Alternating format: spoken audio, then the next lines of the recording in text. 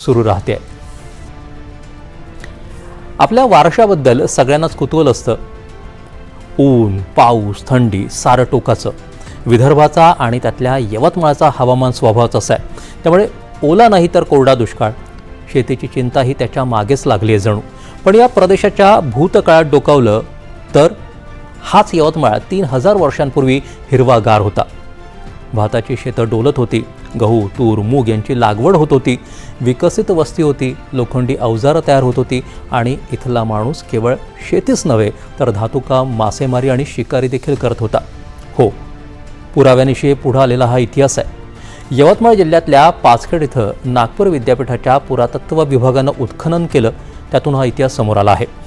या उत्खननामध्ये तब्बल 3000 वर्षांपूर्वीच्या लोहयुगीन वस्तीचे अवशेष सापडले.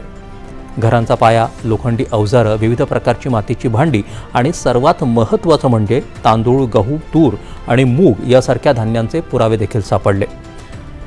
म्हणजे आज टोकाच्या नैसर्गिक स्थितीचा सामना करते तीच भूमी एकेकाळी समृद्ध कृषी संस्कृतीचं केंद्र होती. या उत्खननातून आणखी एक रंजक गोष्ट समोर आली आहे. आज कमी पावसासाठी ओळखला जाणारा यवतमाळ परिसर सातवाहन काळापर्यंत तुलनेनं दमट हवामानाचा होता असा निष्कर्ष संशोधकांनी मांडला आहे. पुढे हवामानामध्ये बदल झाले, पर्जन्यमान घटलं आणि त्याबरोबर शेतीची पद्धत देखील बदलत गेली.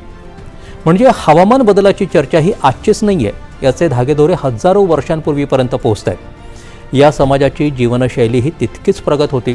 लोखंडी अवजारांवरून धातुकामाचं ज्ञान, नदीतल्या शंखशिंपल्यांपासून चुना तयार केल्याचे पुरावे, तर मासेमारी आणि शिकारीच्या खुणांवरून नैसर्गिक साधनसंपत्तीचा सुयोग्य वापर करण्याचं कौशल्य देखील दिसून येतं. म्हणजे इथला समाज हा तंत्रज्ञान, शेती आणि पर्यावरण यांचा समतोल साधत विकसित होत होता. अनेकदा एखाद्या जिल्ह्याची ओळख आपण फक्त आजच्या परिस्थितीवरून ठरवतो, पण पाचखेडचं हे उत्खनन सांगतं प्रत्येक भूमीचा एक विस्मृतीत गेलेला इतिहास असतो.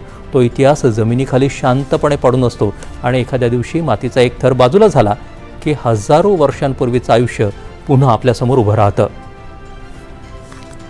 यवतमाळच्या मातीनं यावेळी इतिहासाच्या गर्भात दडलेली मातीची भांडी किंवा लोखंडी अवजारच प्रकाशात आणलेली नाहीत, तर कदाचित एक संदेशही दिला असेल. ही भूमी एकेकाळी समृद्ध होती आणि म्हणूनच तिच्या भविष्यातही नव्या समृद्धीची शक्यता कायम आहे. आता थेट जाऊयात फुटबॉलच्या मैदानावर. मेस्सी